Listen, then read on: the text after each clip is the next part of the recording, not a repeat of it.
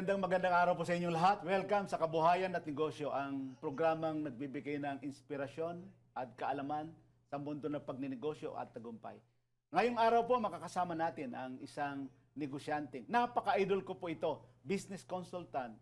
May akda po ito at mentor na naglaan ng kanyang buhay sa pagtulong sa mga Pilipino na mapalago ang kanilang negosyo at makamit ang financial freedom. Sa loob po ng mahigit 3 dekada, nakatulong siya sa libu-libong entrepreneurs sa pamamagitan ng business consulting, financial education, at mentorship. Isa po ako dyan sa laging nakikinig sa idol ko bilang co-founder ng Kapayaman at may akda ng ilang aklat tungkol sa wealth creation at entrepreneurship. Patuloy po niyang ibinahagi ang mga prinsipyo at kaalaman na makatulong sa mga negosyanteng nagnanais umangat at magtagumpay. Isang tagapagtaguyod ng financial literacy, entrepreneurship at responsibleng paglikha ng yaman. Walang iba kundi si Sir Bonnie De Jesus. Sir, welcome sa Kabuhayan at Negosyo, sir. Maraming salamat, Yusik Gani. It's an honor, it's a privilege to be here in front of you. Matagal ko na rin dinidream ito. I've been seeing you in social media and sabi ko, one of these days, I will sit down with this man. Eto na yon. Salamat. Maraming salamat. Salamat, Sir Bonnie. Kasi kanina, Sir Bonnie, nag-usap tayo at marami tayong mga common friends. Sila Board, sila Arvin. Yes. At sa mga kwentuhan namin, sa mga event namin, lagi ka namin ipinagyayabang. At of course, karamihan naman ng mga maliliit na negosyante na gustong magpalaki. Sino ba ang hindi nakakakilala kay Sir Bonnie? Pero Sir Bonnie, sa mga viewers po natin, Luzon, Visayas, Mindanao, at may mga ano rin po tayo, may mga viewers tayo dito sa Kabuhayan at Negosyo ng mga OFW. Kasi po, naging acting secretary po ako sa Commission on Philippine Overseas. So marami po tayong mga suki rito na mga gustong magnegosyo ng mga, lalo na po yung mga hardworking overseas Philippine workers natin na gusto rin na marinig ang mga pag-usapan natin dito. Pero Sir Bonnie, siyempre ako, alam na alam ko yung naging talambuhay mo or inumpisahan mo. Pero gusto ko pong sa'yo na rin nila marinig. Paano po ba nagsimula at paano po ba naging negosyante at naging inspiration sa karamihan? At pakikwento na lang po ang umpisa ni Sir Bonnie De Jesus. Gustong-gusto kong ikwento yan. Opo. I'm a chemical engineer. College background ko. I work for 2 factories and then sabi ko, this is not for me. So, naghanap ako ng trabaho. Nung nasa night shift ako, yung araw ko, ginamit ko para I go from one building to the next sa Ayala Avenue. Opo. Hanggang second to the last building, tinanggap ako ng isang finance company. Doon sa finance company, natuto ako ng finance. After 2.5 years, may lumapit sa akin. Sabi niya, Bonnie, igawa mo nga ako ng financial projection. Kasi may consultancy work ako na sideline. Opo.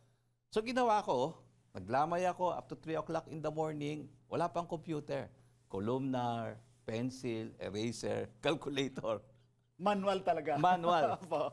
Binayaran niya ako ng 3,000 pesos. Wow. Malaki na yun. At anong year po yun, Sir Bonnie? That was 1975. Okay. Malaki na. Sabi ko, grabe. Kumikita pala tong talent na ito. That's why, my So conviction ilang araw niyo po ginawa? Yung 3 araw, naglamay ako kasi wala namang computer eh. Sabi ko, pwede pala na yung alam mo gawin, pwede ka palang kumita outside of employment. That was for me a revelation. Opo. Kaya hanggang ngayon, naniniwala ako na bawat Pilipino may katangi-tanging abilidad para kumita ng pera. Walang kinakailangan mamalimos. Lahat may katangi-tanging kakayanan para yumaman. Yun yung nangyari sa akin.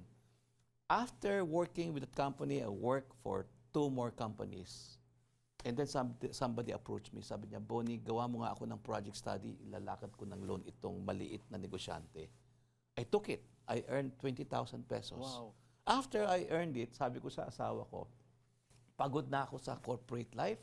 Mm. Sabi ko, mag-ano na ako, ito na gagawin ko. Magsasarili Na, I'll be a business consultant. So, pumasok ako sa business consultancy, I resigned. No? After 9 months, naubos ang pera ko. Walang nangyari. I sold my car down to 1,500. I told my wife, sabi ko, ito na lang pera ko. Huwag mo muna ibabayad sa apartment kasi wala na tayong pera, sabi ko. And then somebody called me up and he said, I'll give you a job. Binalik ako ni Lord sa employment. Wow. So, sino po itong tumawag sa inyo? Kaibigan mo or dati mong naging boss? O? Kaibigan ko doon sa finance company Opo. na pinagtrabuhan ko. Side by side kami ng table. He is an accountant and I am a technical analyst. Natuto rin ako ng finance sa kanya. When we resigned, almost together, sabay kami. Sabi niya, Bonnie, Nagsarili rin siya. Nagsarili siya. Opo. Sabi niya, Bonnie, I'll start a company. Pagka lumaki, kukunin kita. Sabi niya, biro mo, kukunin kita. That was 7 years before ako kinuha niya. Okay. Sabi niya, kukunin kita. Alam mo kung sino yun? Opo. That was Manny Villar. Oh, Yes. MVP. Opo, Yes. opo. Galing. Kaibigan ko si Manny. Opo, So opo. sabi niya, you stay with my company. Sabi ko, Manny, wala akong kotse. Bigyan kita ng kotse. Binigyan ako ng brand new car. Wow. For me, sabi ko, sumadsad ako, tinry ko, sumadsad ako. God picked me up and brought me back to employment. After 3 years, Aquino was shot. Ninoy Aquino, 1983. 1983. Opo. Nag-shoot up ang interest rate, but I know how to access the lower interest loans. Kasi yung mga panahon na yan, Sir Bonnie, alam ko, dahil nagkakabankran, ang mga tao, Grabe, ayaw nila grabe, you cannot imagine Opo, the opo. bank run, the tension, the anxiety of business people. Walang tiwala sa bangko, sa gobyerno. 30% plus ang interest rate sa bangko. Wow. But Napakataas ang inflation. But I know how to access the lower interest funds, government funded through the banks. Kailangan lang ng project study. The small business people knocked on my door and said, tulungan mo kami. Alam ko yan, nakaka-relate ako dyan, Sir Bonnie. Yan din ang mga racket ko, gumawa ng mga feasibility study noong araw. Tulungan mo kami, sabi nila. So they lined up and then sabi ko sa boss ko, Manny, I prefer to be retrenched. Retrenched mo na lang ako. So, ikaw yung nag-volunteer ng mga retrench. Kasi dami ko ng kliyente. Opo. Sige, So, sabi niya. naka-establish ka na kasi rin po ng mga crisis prospective The client. company is also would be better off kung mawala ako. Less salary, di ba? So, anong deal nyo para ma-retrench ka na nag-volunteer ka? Sabi ko, Manny, akin na lang yung kotse.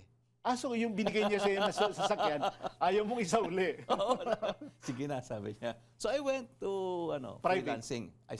Freelance. I started doing consultancy work At with small businessmen. para po sa kaalaman, Sir Bonnie, na mga taga-subaybay natin, gusto ko lang ma-explain natin kasi lagi natin naririnig sa mga event yung freelance. Ito bang freelance, ito yung self-employed? Self-employed. Opo. Self-employed with whatever talent I can bring to the market that adds value to my customer. Opo. I can add value by helping them access funds from banks. That was my value creation. Yeah. No? Iba-iba. Merong VA, di ba? May yes. freelance na VA. Opo. Ngayon, marami. Freelance na IT work, freelance na AI, freelance. Iba-iba. Iba-iba ngayon. Iba-iba. Na-devolve na po. Opo. Ako, ang paniwala ko is magkakaiba-iba tayo. Yes. Pero we have something to give to the customer that makes money. That's how we make money.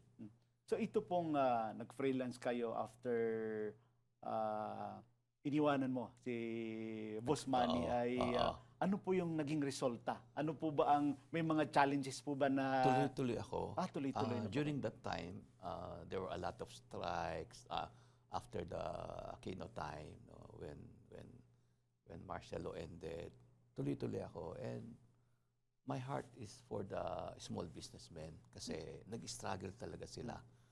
Tsaka naranasan nyo po. Naranasan ko yung struggle. Naranasan na wala, ng mga walang kababayan kitain. natin, ng Oo, mga small business owners. Oo. Kasi hindi ganun kadali na magnegosyo sa Pilipinas. Totoo yan. Maraming uncertainty kasi the Philippines is very vulnerable to global events. Sir, nabanggit nyo, sir, yung nangyari doon sa the former Oo. the senior Marcos senior administration. Yeah. Siguro, sir, tatanong ko na rin kasi ngayon ang administration natin na nararamdaman naman natin, lalo na tayong mga negosyante, maliliit na negosyante, kahit yung mga malalaki na nararamdaman nila ngayon yung naging inflation natin, the worst 7.9%. Yung GDP growth natin, itong early 2026 ay napakasama, 2.8. Yung dollar natin nasa 62 ano natin, na masyadong na devalue yung Correct. ating Correct. peso ngayon at ang foreign remittance po natin ay masyadong bumaba because of the effect ng Middle East War, yung the unprovoked Yeah. war between US Israel against Iran. Yes. Kasama pa rin dyan, sir, yung ano natin, yung nakikita ng tao, yung walang nagiging accountability, yung mga politician na sangkot dito sa flood control scandal, sir. Pero may masasabi ba kayo, sir, na pagkakaiba nung naging problema nung Marcos Senior Administration at saka ito po hindi natin maiwasan pag-usapan, sir, kasi marami talaga tayo mga viewers na mga negosyante na talagang, lalo na ngayon, sir, yung MSME natin, talagang ito yung nagsasuffer. Ito, Yes. isa sila talaga sa collateral damage sa Oo. pagiging masama ng ating ekonomiya. Correct. Masabi ko, ito yung paniwala ko about leadership. No? Leadership is responsibility. When you are given the position of leadership, there is responsibility. It's an accountability. It's not for the person. It's an accountability before God. Because leadership means you will have a direction kung saan pupunta, at you will be able to inspire your people kasi meron kayong pupuntahan. Meron kang plano how to get there. Diba? So anong pagkakaiba? I think all throughout what I saw, because I have lived for decades already Yes, doing sir. business, what I saw is there is no vision that is long term. Kasi alam naman natin, di ba, pag nagninegosyo tayo, hindi pwedeng walang vision. True, sir. Kasi you're just trying to make money for the day or for the month. Wala kang pupuntahan. Your structure, your organization, your system, saan susunod yun? Kasi the organization, the system will only follow the vision that the owner has and the plan that he has in order to reach that vision. Eh kung wala, paano ngayon susunod yung organization? Paano ngayon susunod yung sistema? Anong sistema mo? Kung day-to-day lang ang pagdinegosyo mo at hand-to-mouth ka, ano yung sistema mo kaya? Hand-to-mouth yung sistema mo, di ba? So what I've seen throughout the decades is there is no real vision, there is no mission, there is no goal. So, ano mangyayari sa baba? Kaming negosyante, gusto naman namin predictable, di ba? Pag sinegosyo, ayaw mo ng uncertainty. Kasi meron kang sinusweldohan, di ba? May market ka na pinagsisilbihan. Gusto mo stable. Pero pagka walang direksyon, walang stability, what happens? Tayo mga negosyante, hindi natin alam kung ano yung susunod, di ba? Ang nangyayari is we are just trying to survive. So, what happened? The Philippines used to be ahead of Asian nations. Let us admit it. Ahead tayo. What happened to us? We're behind. All of them. What happened? They had a vision, they had a direction, they aligned their policies, their rules and regulations, their laws to attain that vision. And people are willing to follow. Tayo, saan kami susunod? Diba? Magkakanya-kanya tayo para mabuhay. Bubuhayin ko yung pamilya ko. And the reason for the economic structure that we have, where we earn our dollars from remittances, is not a planned economy. It is a response to lack of planning. It's a response to lack of planning because people will have to survive. People will have to feed their families. People will have to bring their children to school, eh kung hindi ko ma-afford dahil mababa ang sweldo dito, I will go abroad. Diba? So, I am in a space which is MSME because I want to help them develop the skills, develop the management ability, how to organize and build a business, understanding market operations and finance. I am in that space trying to help the MSMEs grow, to become stronger, even in the midst of a lot of vulnerabilities. I want that to happen. So we can only do that because I believe that our country will rise. Why? Because God is in control over our nation. Yung nakikita natin, let us believe that in spite of that, because we are going to do what we are supposed to do, to be good stewards of what is entrusted to us, the resources, no matter how small that is, we will be good stewards of what is entrusted to us. God will back us up. And, napag-usapan natin, Yusek, no? The MSME is comprised 99.5% of the Philippine registered enterprises. Can you imagine?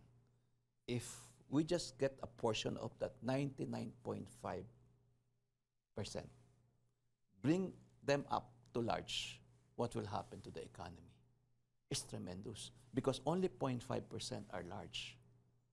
The reason why people go abroad is because the people who are in MSMEs, which employs, by the way, 2/3 of the Philippine employed population, the people have low salary. Why? Because they don't grow up. They have to grow up. They have to grow. When you make them grow, then they become consumers. They spend money. The economy grows. Diba? So let's help them.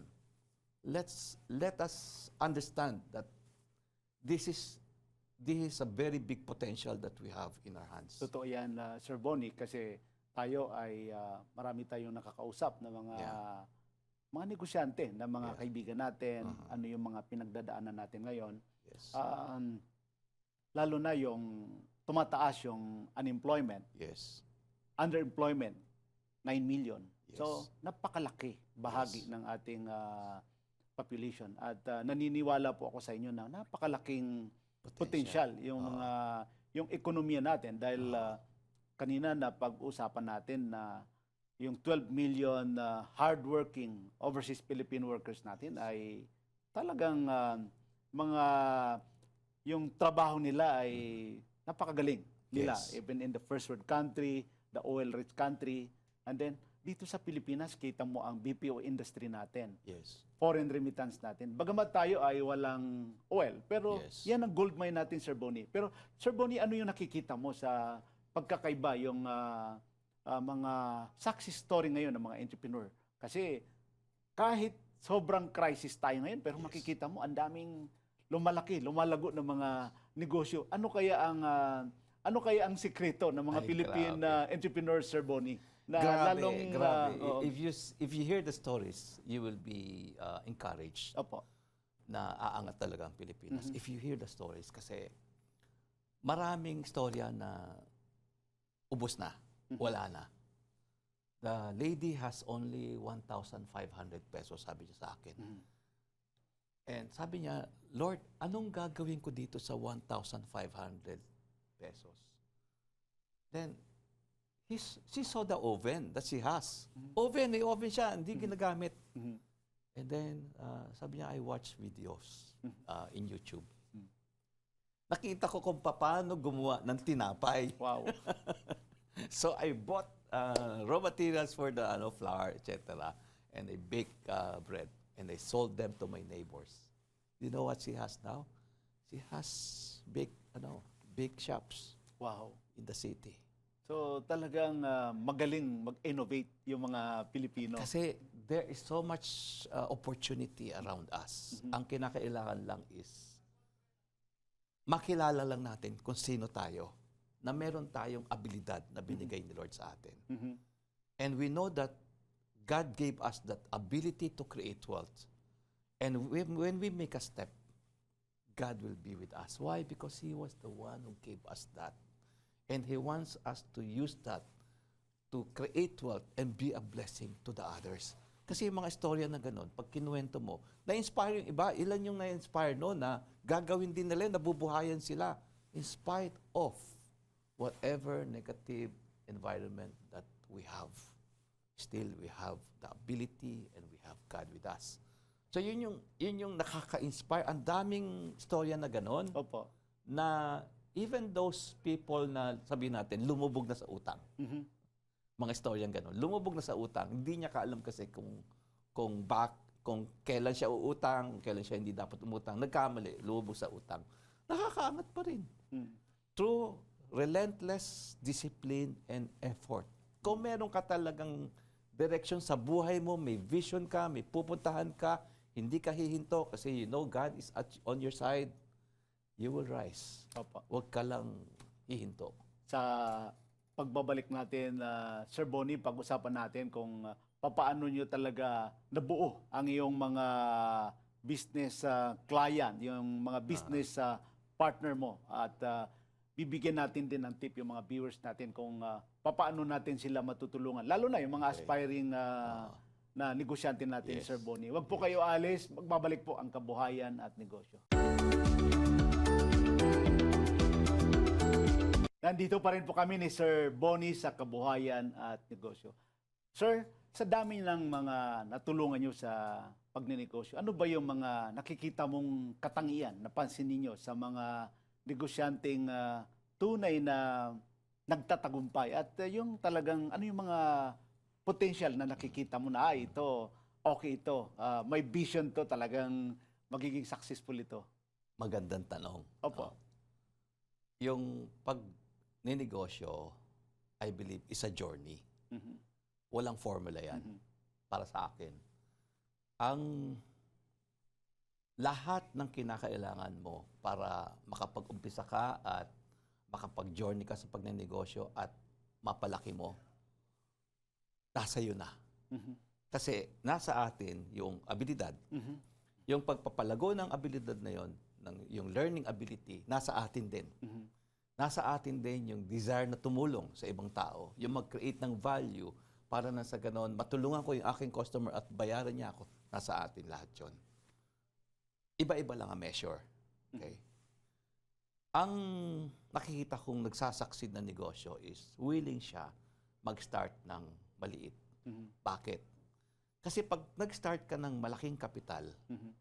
ang risk mo na mawala yun, malaki. Why? Because you might be starting big beyond your ability to manage it. Mhm.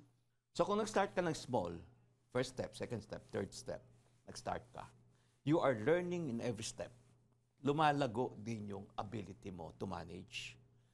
Kung nagmamadali ka, you start big and you want it big kaagad, ang risk mo of losing your capital is big. Why? Because you cannot manage something bigger than your ability can. And kung nagmamadali ka, what may happen is, pinalaki mo, nag-expand ka, para kang tumataya sa sugal. And negosyo is not sugal. It is actually a skill that you develop in yourself. So, kung magdidepend ka lang sa formula, Mhm. mali eh. Kasi, tanong mo, anong negosyo maganda? O sabihin sa'yo ng ibang tao, ito magandang negosyo. Ang tanong, alam mo ba yan? Kabisado mo ba?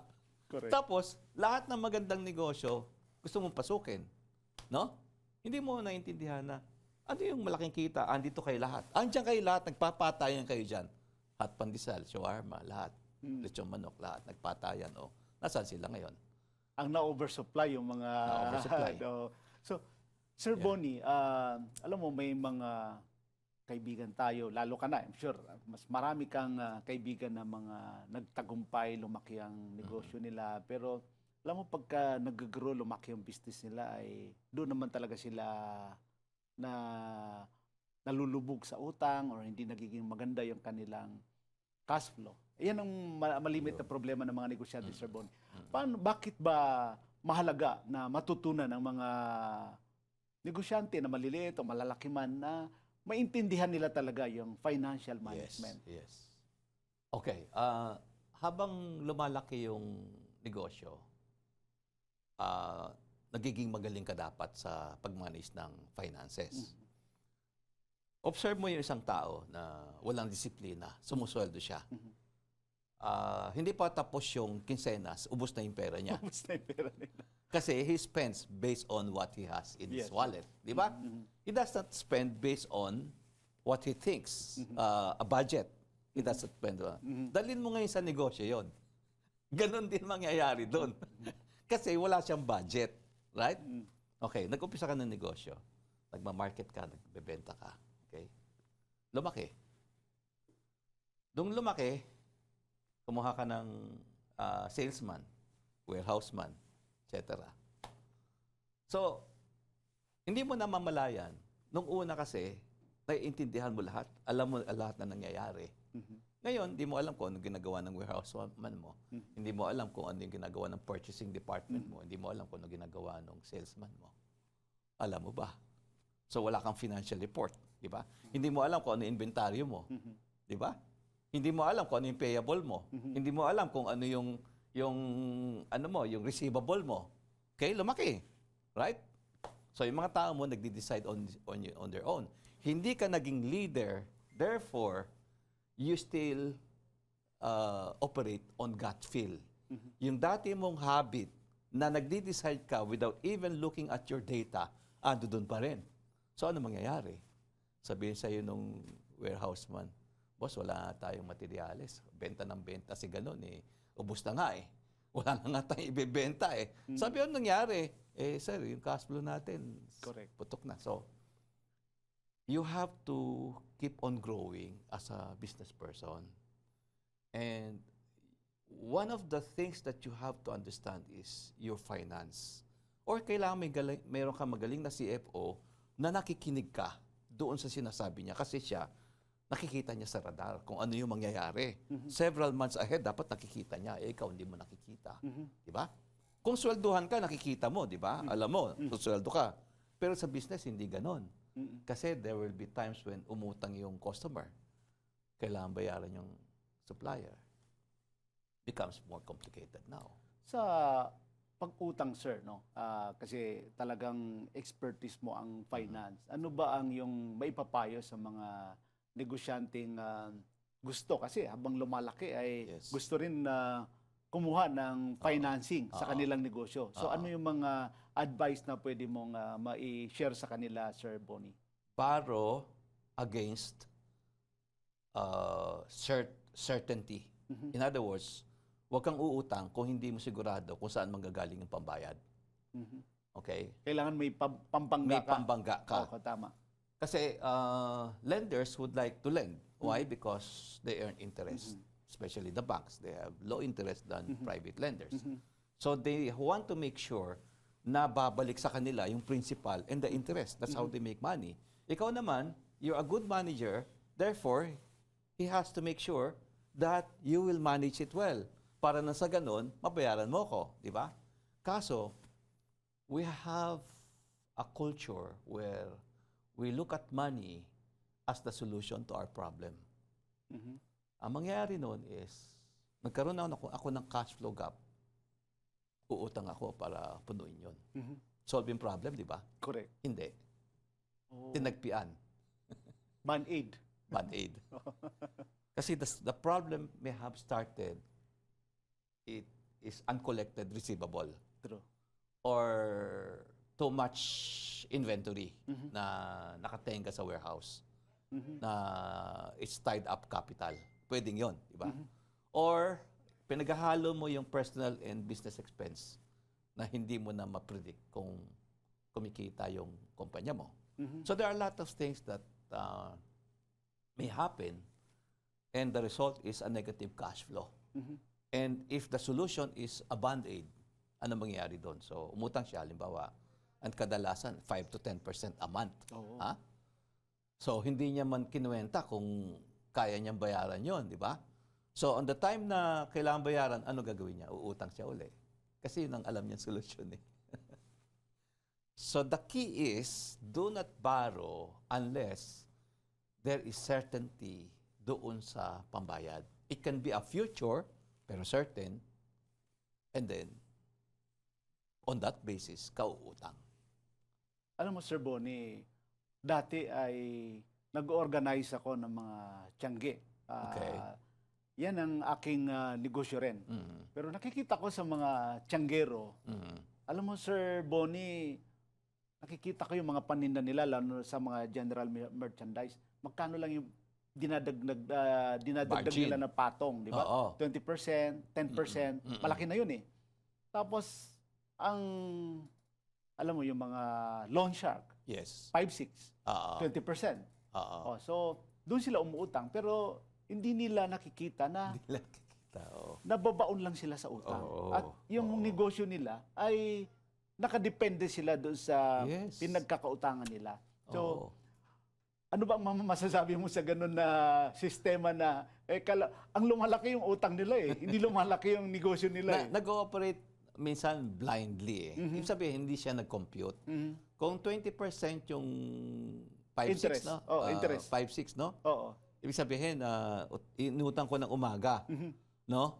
Tapos sa hapon, babayaran ko. Oo. Right? So 20% yung ibabayad ko. Opo. Ang kita ko 20% lang. Oo. So dapat iikot ka ng isang araw, lahat ng binili ko out of that money, iikot ko ng isang araw, nabenta ko lahat para mabayaran ko siya ng buo. 20%. Wala akong kita. Break even lang ako. Break even. Right? Nagre-rent ka ng pwesto, may tendera ka. The only way it will work is paikutin mo ng maraming beses. Yun. Pero hindi naman posible yun. Right? So ibig sabihin, hindi nag-compute. Hindi nag-compute. Hindi nag-compute. Hindi niya alam na yun ang resulta. Kasi may tendency tayo na basta may benta, okay ako. Wala kang benta. Hindi okay. Hindi okay. Correct. The more you sell, under that scenario, the more you sell, the more you lose. Di ba? Napakaganda ng ating discussion, Sir Bonnie. At wag po kayong alis, mga kanegosyo. Magbabalik po ang Kabuhayan at Negosyo.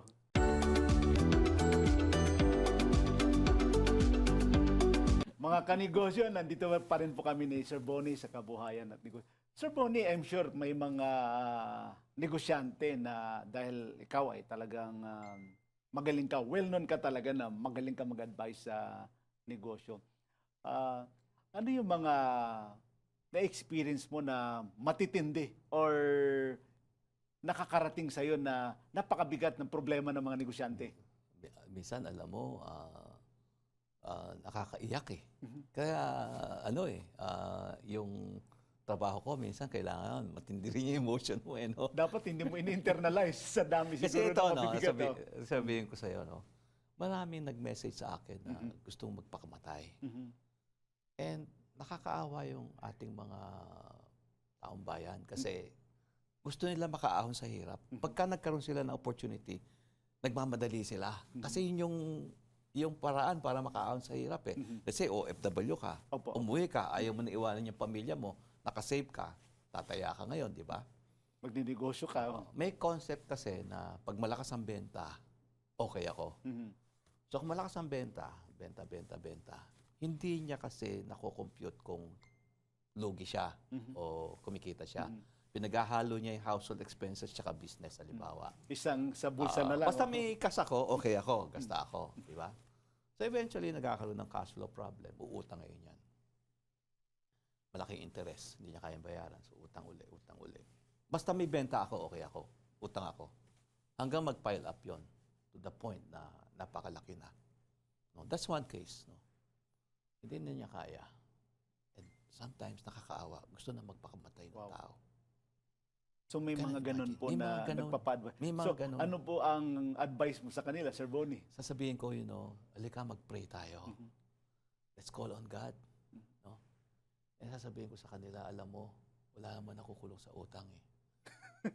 No? Tama yan. Makakabayad ka, sabi Under the ko. Constitution, walang Oo, napupunong tuturuan lang. kita kung paano ka magbayad. So, tuturuan ko paano step by step na mag-compute ka, ano yung kita mo, ganyan.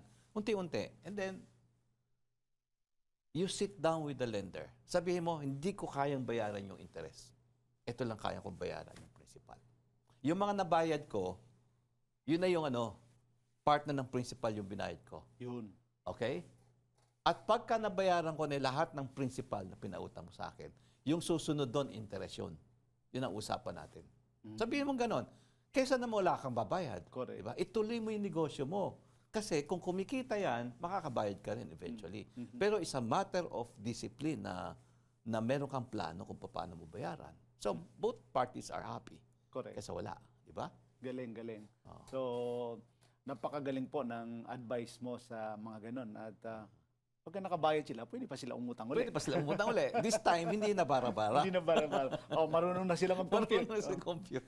Sir Bonnie, ano ba ang pagkakaiba ng pagiging mayaman ang isang negosyante or pagiging financially free? Ano ba ang definition mo dyan? Ayan.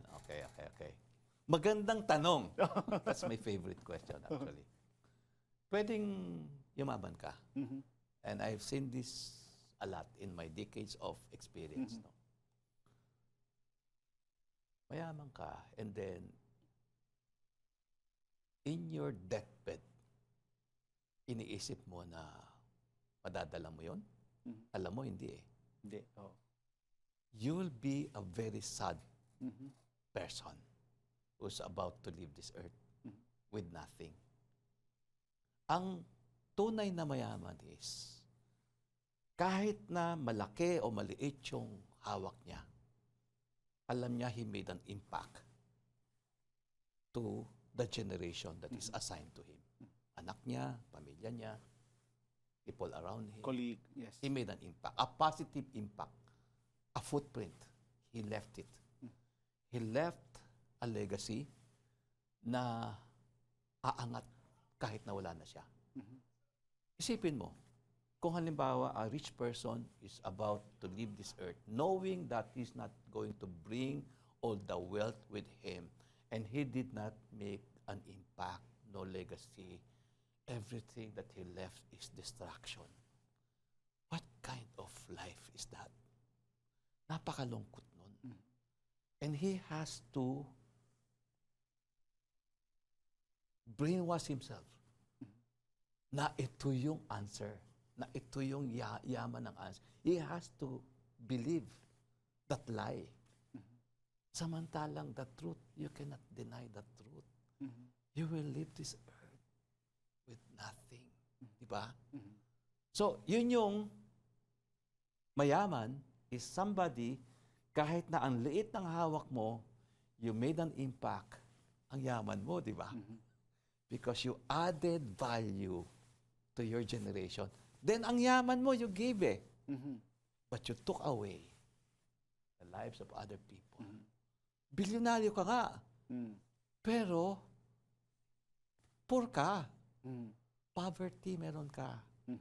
So, you can be less rich, but very rich in the eyes of God. True, true. You can be a billionaire, but in the eyes of God, you have nothing. Why? Because God owns everything after all. That's the bottom line. Correct. So, ano yung pananaw mo, Sir Bonnie, sa mga entrepreneur na masasabi mo na ito, financially free ito? Yung financial freedom nito ay, oo. We are actually stewards. Okay, how do you attain financial freedom? The concept of attaining financial freedom by having a lot of money is partially correct, because if you have a big fund for yourself and your family for the next years, you don't have to strive too much, di ba? Pero kung halimbawa, nakatingin ka na lang doon as your security, and nakalimutan mo that you are a steward, you are supposed to work in order to multiply the resources given to you. Takot na takot ka mawala yan. You are not free. Okay?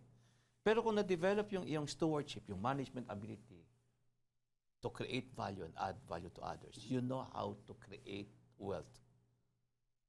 Kahit na wala yun, Correct. alam mo na mabubuhay ka. You're actually financially free. So what's the difference? A person who looks at wealth as his security versus a person who looks at as his ability and the God who gave that to him as his security. For as long as he's doing what he's supposed to do, alam niya, hindi siya magugutom. Who is financially free. Correct. Ano po ba ang pwede mong maipayo, Sir Bonnie, sa mga tagapanood natin na mga gusto rin magnegosyo, mga aspiring businessman katulad po ng nasabi nyo, no? Na like yung mga hardworking overseas Filipino workers natin na may naipon na pwedeng pang-start nila sa kanilang negosyo ay pwedeng pang-start nila sa gusto nilang maging hanap buhay. Okay. Mayroon po ba kayong advice sa kanila, Sir Bonnie, na pwedeng conservative? Yes. Yung hindi yung ano lang sila, sigilan na lang na sige. Sige. So, medyo malaki ang risk nun, Sir Bonnie. Yeah. Ano bang may papayo mo sa mga ganun na aspiring businessman? Unang-una, alam naman natin, no? Save, invest, no? Develop your ability. Alam naman natin lahat. Pero di ba hindi rin tama, Sir Bonnie, yung Correct. invest. Hindi di ba? Kasi alam naman natin, pwede ka ma-scam kung Yes, hindi mo naintindihan, di ba? Or kahit na hindi naman scam yon, kung hindi mo naintindihan, you might still lose the money. Opo, di ba? opo. So, ang pinakamahalaga is, no matter how small you have, do not lose hope. Kasi I have seen a lot of people who has nothing, almost nothing, and yet they were able to build a business that makes money. Nakita ko yon. Ano? So, ibig sabihin, if your hope is based on what you have, you might lose hope kung maliit. But if your hope is, lalaki itong abilidad ko, Opo. because God gave this to me and He will back me up if I use it to bless others, then your hope is in God who will back me up. I will just be a good steward for Him. I will manage this faithfully and susunod ako sa Kanya kung ano yung gusto niya. I will be a blessing to people instead of being a curse on people. I'll be a blessing on people. Yes, Di ba? I'll create value. Then, it boils down to not what you have, but your attitude towards what you have. Kung ang attitude ko towards what I have is that I will be faithful because I know that if I'm faithful in this small thing, God will give me more and more. Opportunities will come as I grow in my ability, as I become more and more a blessing to others, then God will give me more. So kung yun ang attitude ko, I'll be excited. Kasi yung journey na yon is a lot of excitement because I will discover who I am and I will get to know who God is. That's an exciting journey, di ba? Kaya kung nakatingin ako doon sa, sabi ko, naiinggit ako doon sa naka-sports car, naiinggit ako doon sa may bahay, sa mansion. travel ng travel, naiinggit ako. I'm telling myself na mabuti pa sila, kawawa naman ako. Pero sa totoo lang, hindi tayo kawawa. Sa totoo lang, yung maliit ang hawak, pag lumaki yun, mas magaling yun, solid yun. Yes. Alam mo, Sir Bonnie, kulang na kulang ang oras natin at Thank you. dapat ay magkaroon tayo ng part 2, ha? Thank you. Oh, Anytime. I love this. Thank you, Sir Bonnie. Yeah. Maraming salamat po, Sir Bonnie, ang aking idol sa pagbabahagi ng iyong kwento, karanasan at mahalagang aral tungkol sa pagninegosyo. At paglikha ng mga yaman at talagang isa po kayo sa mga idol ko. Tunay na kahanga-hanga po ang iyong dedikasyon sa pagtulong sa mga Pilipino magkaroon ng mas matatag na negosyo at mas maayos na kinabukasan sa pamamagitan ng tamang kaalaman at gabay. Sa ating pong mga tagapanood, naway na-inspire tayo ng maging masipag, mas matalino sa paghawak ng ating pananalapi at mas determinado sa pagpatupad ng ating mga pangarap. Lagi po nating tatandaan ang tagumpay ay hindi lamang nasusukat sa laki ng kita, sabi ni Sir Bonnie, kundi sa halaga ng ating naiambag sa ating mga pamilya, komunidad at kapwa. Ako po si Gani Makatuma, nagpapaalam at nagpapasalamat at patuloy po natin suportahan at palaguin ang mga negosyong Pilipino at sama-sama nating itaguyod ang isang mas maunlad na kinabukasan para sa ating bansa. Maraming salamat po.